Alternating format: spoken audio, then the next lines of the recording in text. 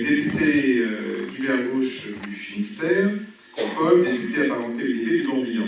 Alors j'ai pu comprendre que c'est Jean-Luc qui commençait. Simplement, donc, moi ce que j'avais noté, c'est que, sinon ils m'ont envoyé un petit mot, et que Jean-Paul Bonnevel et Paul Molac allaient nous éclairer sur l'état des lieux des débats parlementaires du projet de loi de décentralisation. Ils ont brièvement situé le sujet dans le cadre de l'agenda parlementaire, puis nous expliquer les points qu'ils considèrent comme positifs dans le projet, ainsi que les points considérés négatifs. Ils nous feront part aussi de leurs propositions dans ce contexte. Donc Jean-Luc, c'est toi qui commence.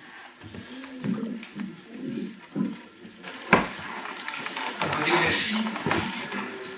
Bon, je vais essayer de commencer complètement. Donc, en affirmant il y a un peu plus d'un an, lors des États généraux de la démocratie territoriale, qui a été organisé par le Sénat, que nous avions besoin d'acteurs qui soient reconnus, qui soient respectés, et en même temps qui soient responsables.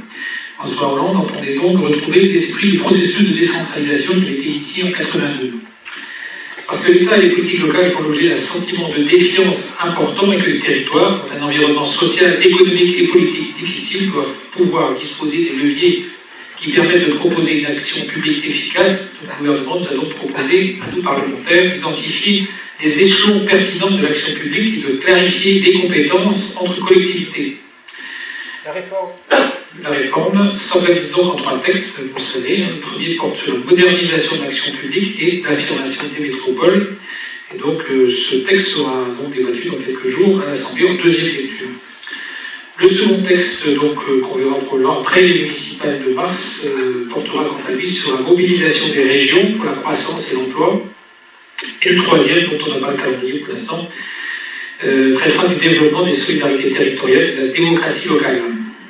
Je ne vais pas m'attarder trop précisément sur ces textes, je pense que Paul ira plus loin dans ce domaine-là.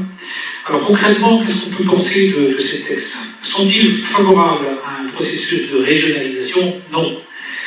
Peuvent-ils être comparés à la grande réforme du début des années 80? Sûrement pas.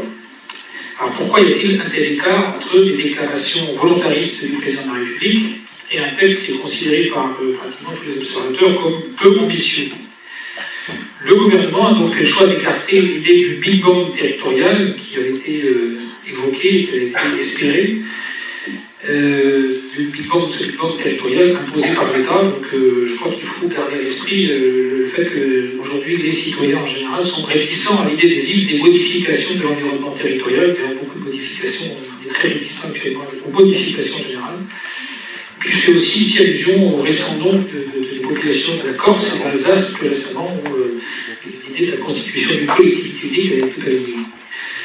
En outre, de nombreux élus locaux et nationaux sont très opposés eux aussi à une quelconque modification des compétences de nos collectivités territoriales. Il y a aussi du conservatisme. C'est dans ce contexte que nous devons mener nos réflexions.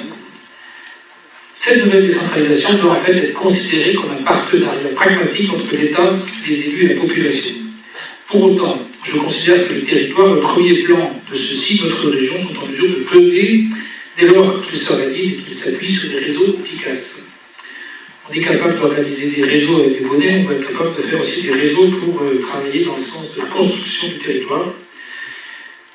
On évoque beaucoup le pouvoir centralisateur qui est une réalité, mais dans les faits, ce pouvoir centralisateur dispose aujourd'hui d'un pouvoir limité. Et là, j'évoque évidemment le contexte européen et mondialisé. Je crois qu'on n'a pas bien perçu la réalité de la mondialisation. Alors on le voit évidemment au travers des emplois qui sont détruits par la concurrence extérieure, mais en fait on a une accélération, une véritable accélération de cette mondialisation. Et on a eu encore récemment un livre qui parlait de la fin de la mondialisation. Alors moi je crois qu'on est en plein dans la mondialisation et qu'on a évoqué la notion de mondialisation, mais on est dans les effets de la mondialisation. Tout à l'heure Vincent Pénobert a parlé du contexte agricole. Moi je crois qu'on a ce phénomène et qui n'est pas seulement dans la destruction d'emplois, mais qui est aussi qui intègre, je veux dire, tout le phénomène économique et qui va, à mon avis, encore bouleverser beaucoup de secteurs. Alors on a des inquiétudes aujourd'hui sur vraiment beaucoup de secteurs.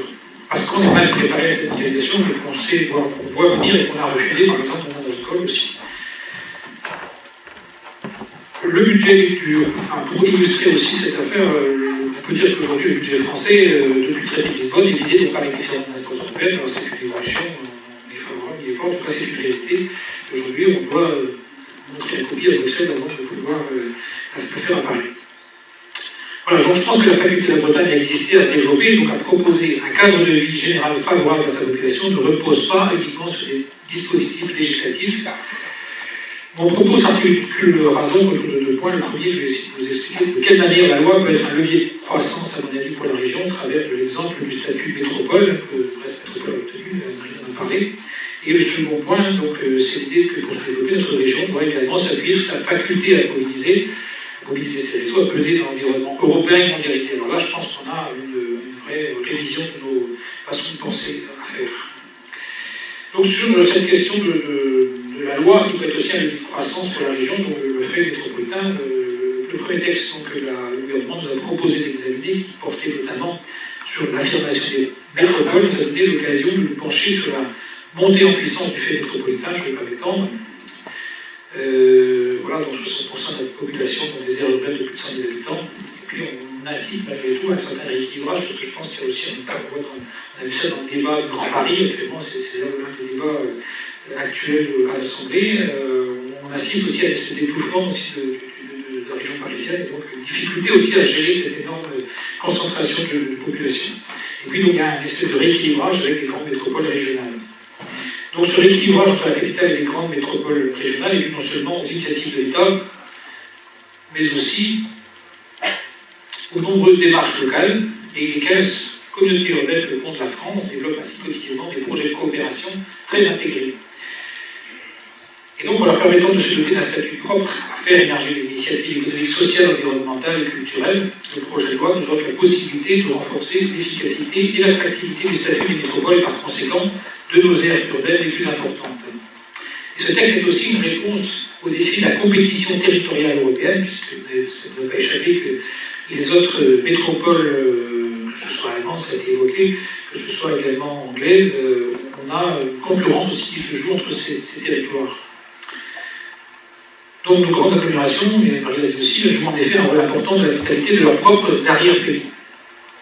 Reste posée la question de la définition de la métropole. Bon, je ne vais pas trop m'étendre puisqu'on a déjà évoqué.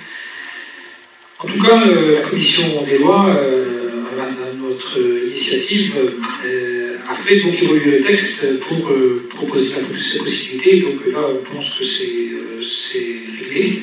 Le statut de métropole à quelques aires métropolitaines, dès lors qu'elles sont le centre d'une zone d'emploi supérieure à 400 000 habitants. Donc en réponse à la crainte légitime du gouvernement de voir les métropoles se multiplier sur le territoire, nous avons proposé un amendement permettant d'encadrer strictement l'accès au statut de métropole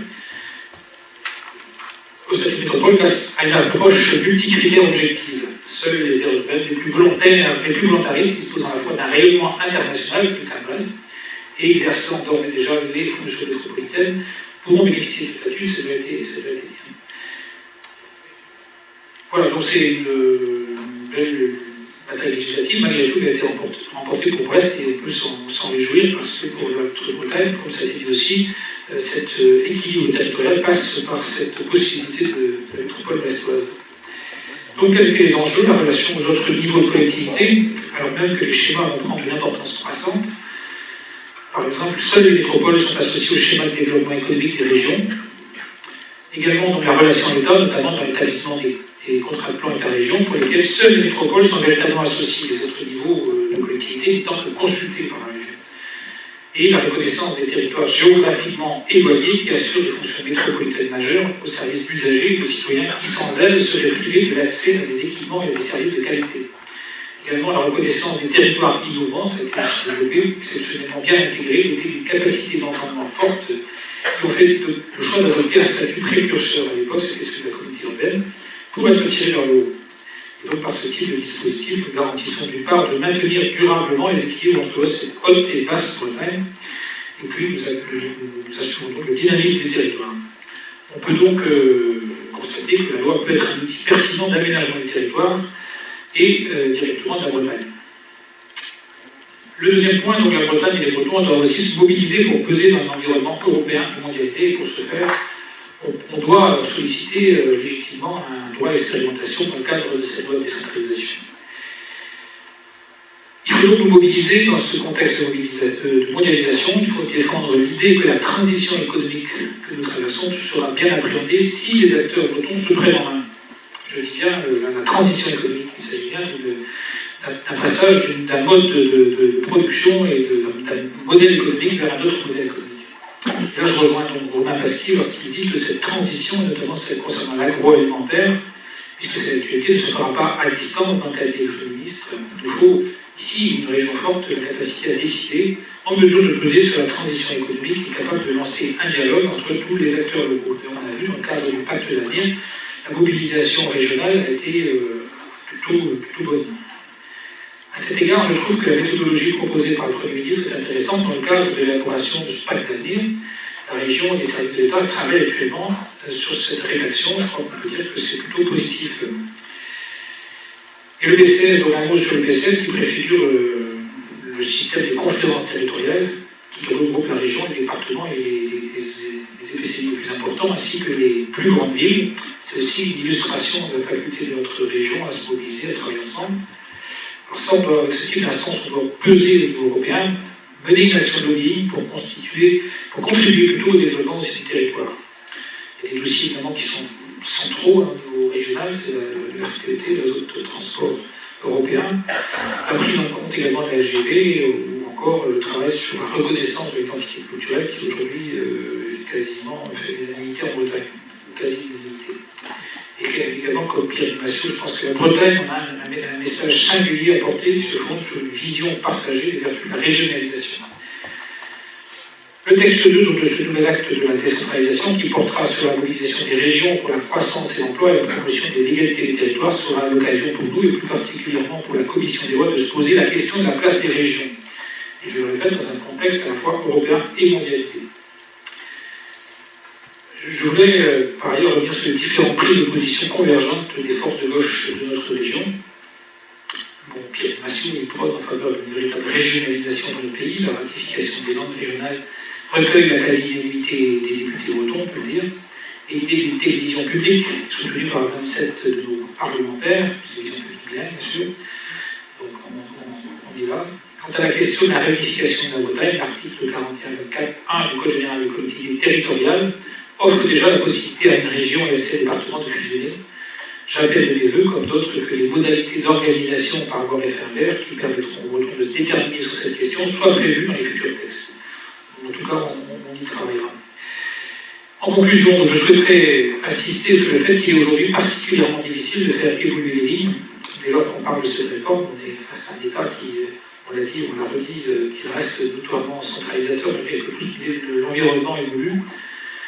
Alors on n'aura pas, donc, c'est l'équivalent des lois de fer qu'on a vécu au début des années 80. Je pense que Paul nous présentera le bilan des éléments positifs et négatifs de ces textes. Moi je considère qu'il y a des éléments malgré tout positifs, notamment le rétablissement de la clause générale de compétences. Et je retiens pour le volet breton qui nous aura permis d'affirmer le statut de métropole et par voie de conséquence de poser durablement l'équilibre territorial de la région. Et ça, c'était aussi un point fort qui a été soutenu par toute la région et je crois qu'on peut s'en féliciter. La Bretagne, historiquement et culturellement, porte un message régionaliste. Nous tâcherons-nous, parlementaires, de faire entendre ce message à nos collègues parlementaires, sollicitant pour l'expérimentation. Et je crois qu'il ne faut pas oublier que notre vision n'est pas unanimement partagée et que toute réforme de notre pays fait l'objet de nombreuses et systématiques contestations. Malgré tout, on doit axer nos réflexions dans ce cadre-là. Et je crois que la décentralisation du professionnel doit rester, et puis je crois qu'il ne doit pas avoir de contestation là-dessus, en tout cas au niveau de la Bretagne. Merci.